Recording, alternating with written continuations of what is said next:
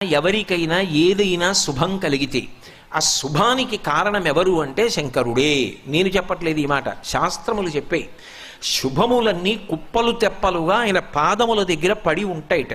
ఆయన అనుగ్రహించాడు అనుకోండి, ఓసారి ఇలా అంటాడు అంటే అది ఎగిరి వెళ్ళి ఇంటికి తోరణంగా పట్టుకుంటాడు. అందుకే ఒక గడుసు కవి ఒక మాట అన్నాడు, నేను ఓ పువ్వు పట్టుకొచ్చి మీ పాదాల మీద వేశాను అనుకోండి, నేను వేసినది ఇది పువ్వు, మీ పాదముల మీద ఉన్నది ఇది పువ్వు.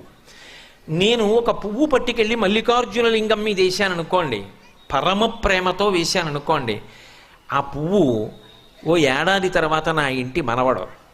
నేను ప్రేమతో వేసిన పువ్వు 2 ఏళ్ల తర్వాత నా ఇంట్లో మనవరాలు.